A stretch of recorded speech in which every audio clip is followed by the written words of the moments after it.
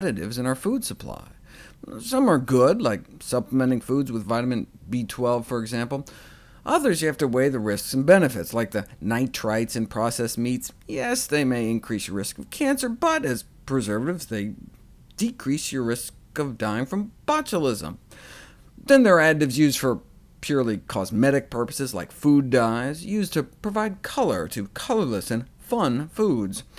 According to the FDA, without color additives, colas wouldn't be brown, margarine wouldn't be yellow, and mint ice cream wouldn't be green. Heaven forbid! According to the FDA, color additives are now recognized as an important part of practically all processed foods we eat. Because we are eating a lot more processed foods, we're now getting 5 times more food dyes in our daily diet than we were 50 years ago. 15 million pounds of food dyes are used every year in foods, drugs, and cosmetics in the United States. I always wondered why they called them like blue number 1 instead of their actual chemical names in the list of ingredients. Then, after reading this report from the Center for Science and the Public Interest, I realized why. Here's a box of Kraft mac and cheese. It has yellow number 5.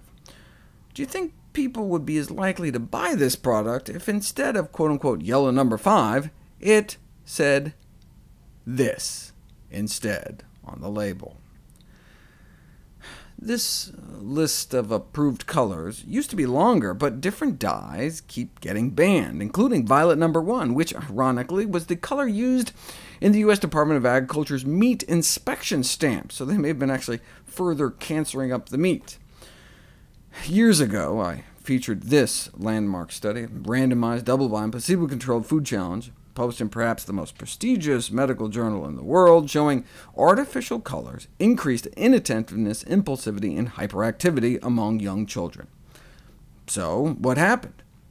Well, the British government said, OK, there's no health benefits to these dyes, only health risks, so it's a no-brainer. The British government mandated that food manufacturers remove most of the artificial food colors from their products. In fact, the whole European Union said, fine, you want to continue to use these dyes, then you have to put a warning label stating, look, may have an adverse effect on activity and attention in children. So many international food companies have taken them out of their products in Europe, but they continue to use them in the same products here in the US, where similar regulations are not currently in place. Why not?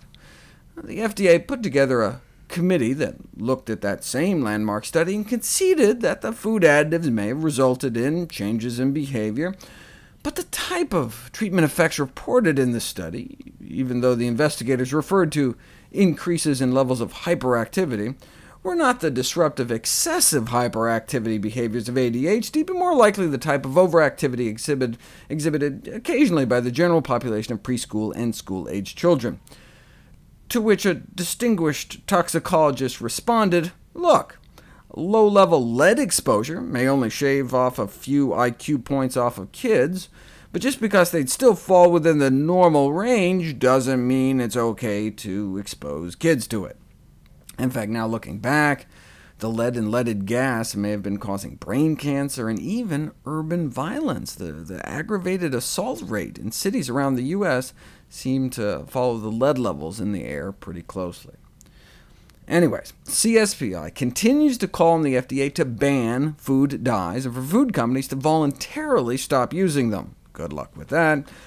In the meanwhile, some researchers recently suggested a way to see which food colors may be damaging your children's brain, advising parents to test artificial colors by purchasing little bottles of food dye at the grocery store. Then have your child do some homework or something, and then have them chug down an artificial color and see if it affects their handwriting, reading, math at 30 minutes, then at 90 minutes, then at 3 hours. Also, see if they get irritable later, have problems sleeping. Then, if that's OK, you try even more to see if that will mess up their mind. If I may offer an alternate suggestion, maybe we shouldn't be buying our kids processed crap in the first place.